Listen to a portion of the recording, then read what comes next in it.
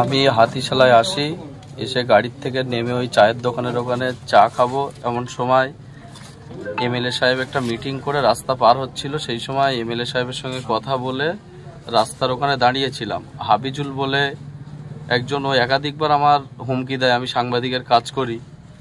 ও বলে তুই বিরোধী খবর করিস, তুই আমাদের বিরুদ্ধে খবর করিস, তোর একদিন পিটতে হবে, এরকম একাধিকবার হুমকি দেয়। তা আজকে আমি হাতিশালায় দাঁড়িয়েছিলাম, সেই সময় মানে কিল ঘুষি এবং আমার হাতটা ভাঙা, সেখানে বেধড়ক মারে। এই অবস্থাগুলো দেখো, এইসব জায়গায় মানে এত ফাইট মারা মেরেছে, আমার দাঁত দিয়ে রক্ত বার হচ্ছে। এখন আমি জিরানগাছা হসপিটালে এসেছিলাম, এখান থেকে ডাক্তার রেফার করেছে, আরজি কলেজে যাচ্ছে। এখন সিরাজুল কি করে? ও তৃণমূল করে, ওর বোনাইয়ের নাম হচ্ছে মনি সাপুই। ও তাদের মানে একাধিক সময় হাতিশালায়, ওর বাড়ি হচ্ছে কৃষ্ণমাটি। ওই হাফিজুল গাজী ওই একাধিকবার আমার হুমকি দিয়েছে এবং ও তৃণমূল দলটা করে এবং এলাকায় মোস্তান, ওই এলাকায় মোস্তানি করে বেড়ায় এবং একাধিক সময় আমরা কিছু বললে মারতে আসবো, ধরতে আসবো। আমাকে আজকে মানে পুরো বলে তোকে মেরে দেবো এখানে। সাংবাদিকদের এইভাবে মারধর করে কণ্ঠরোধ করার চেষ্টা করছে, কি বলবে? কণ্ঠরোধ করতে পারবে না। আমি হসপিটাল থেকে সুস্থ হয়ে চোখে চোখ রেখে আবারও বিরোধী খবর হবে এবং নিরপেক্ষতা, যেভাবে আমরা গণতন্ত্রের চতুর্থ স্তম্ভ সংবাদ মাধ্যম দীর্ঘদিন ধরে এই ভাঙড়ে বিভিন্ন এলাকায় আমরা খবর করি, তা আমরা যদি বিরোধী খবর করে যদি এইরকম গুন্ডাদের হাতে মার খেতে হয়, কিভাবে আমরা বেঁচে থাকব? এই হাবিজুল একাধিকবার আমাকে হুমকি দিয়েছে, আর আজকে একেবারে মানে বেধড়ক মার। ওকে লোক ধরে রেখেছে যে একজন সাংবাদিককে মারছিস কেন, বলে না এর মেরে দিতে হবে, বিরোধী খবর করে বলে যে দিক দিয়ে পেরেছে আমার মেরেছে। লাস্টে আমি ওখানে এমএলএ শওকত মোল্লা সাহেবের সিকিউরিটি ছিল, আমি ওখানে ছুটে মুটে যাই, গিয়ে এমএলএ সাহেব গাড়ি থেকে তাড়াতাড়ি বার হয়ে এসে আমাকে ওখানকার নেতৃত্ব যারা ছিল তাদেরকে বলে যে ডাক্তারখানায় নিয়ে যেতে। আমি ওখান থেকে আমার কিছু বন্ধু ছিল তাদের সহদায় নিয়ে আমি হসপিটালে আসি। এখন ডাক্তার ট্রিটমেন্ট করে হাত আমার প্রচণ্ড যন্ত্রণা হচ্ছে, ডাক্তার আরজি কলেজে যেতে বলেছে। এখন দেখা যাক, আমি পুলিশের দ্বারস্থ হব যাতে এই ধরনের খুনি মোস্তানেরা এলাকায় যাতে এই মোস্তানি না করতে পারে। একটা শান্ত এলাকা, সেই জায়গায় এই ধরনের মোস্তান এবং খুনিদের জন্য আমাদের মতো সাংবাদিক কেন, সাধারণ মানুষও বের হতে ভয় পায়। এই একাধিক মানুষের মারে আমি যতটুকু জানি এবং পায়ে পা দিয়ে ঝগড়া বাঁধিয়ে যাত্রা সাধারণ মানুষ এইরকম মোস্তানদের হাতে মার খায়। এরা হচ্ছে এলাকার খুচরো মোস্তান। মানে আজকে যেভাবে আমাকে মারলো, পুরো মেরে দেওয়ার একটা পরিকল্পনা করেছিল এই হাবিজুল গাজী।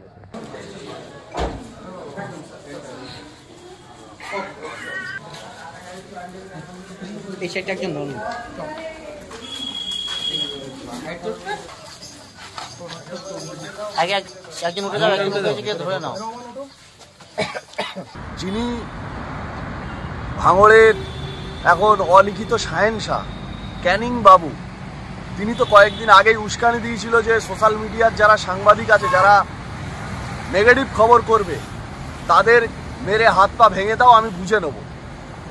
তার ফলস্বরূপ আজকে এটা হয়েছে। আমি তীব্র ধিক্কার জানাচ্ছি, তীব্র নিন্দা জানাচ্ছি যে দুষ্কৃতীরা এই ঘটনার সঙ্গে জড়িত। সঙ্গে যিনি শাহেনশাহ, যিনি উস্কানি দিয়েছিলেন, তাঁর বিরুদ্ধেও প্রশাসনের কাছে অনুরোধ করব ব্যবস্থা নেওয়ার জন্য। এবং যারা এই নক্কারজনক ঘটনা, সাংবাদিকদের ওপরে আক্রমণ, সাংবাদিকদের কণ্ঠরোধ করার যে চেষ্টা, এর বিরুদ্ধে প্রশাসনের কাছে আমি অনুরোধ করব, গণতন্ত্রের চতুর্থ স্তম্ভ সেই সাংবাদিকদের যে হামলা, আমি প্রশাসনকে বলবো যে তাতে প্রশাসন এর বিরুদ্ধে কড়া ব্যবস্থা নেয়। খবর সংগ্রহের জন্য সাংবাদিক সুরাজ নিজের বাড়ি থেকে হাতিশালায় পৌঁছেছিলেন। সেখানে স্বয়ং উপস্থিত ক্যানিং পূর্বের বিধায়ক শওকত মোল্লা।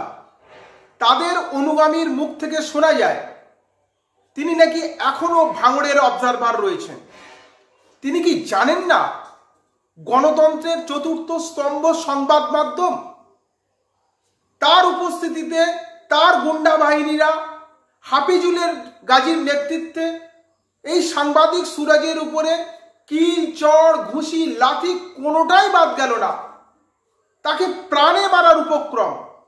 তাকে প্রথমে প্রাথমিক হসপিটাল, তারপর আরজি করে নিয়ে যাওয়া হয়েছে।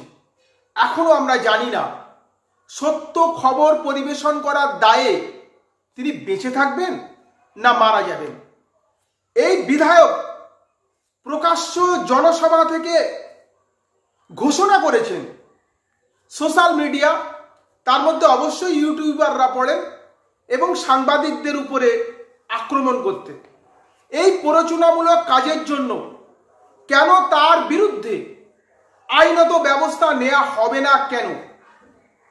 দিদির সমস্ত বিধায়ক, সমস্ত গুন্ডা কর্মীরা এভাবেই কি গণতন্ত্র হত্যা করবে?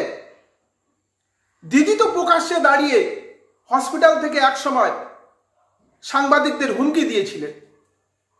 এমনকি ওনার দাবাং নেতা, যিনি অবশ্য ইঁদুর হয়ে গেছেন, তিনি পুলিশদেরও বোম মারার হুমকি দিয়েছেন এবং পুলিশদের ঘরের সম্মান নিয়ে টানাটানি করেছেন। এভাবে যদি চলতে থাকে তাহলে আগামী গণতন্ত্রের পক্ষে খুবই ক্ষতিকর। এটা মেনে নেওয়া যায় না। এর সবক আগামী 2026 এই বাংলার জনগণ আপনাকে দেখাবেই। ডক্টর লিখবেন, আগে ট্রিটমেন্ট প্রেসক্রিপশন ইনজেকশন হবে বা ওষুধ দেবে।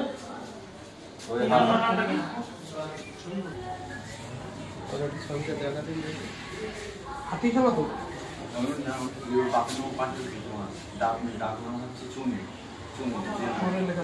ডাক নাম ভালো নাম মহিপাল মোল্লা দিচ্ছি।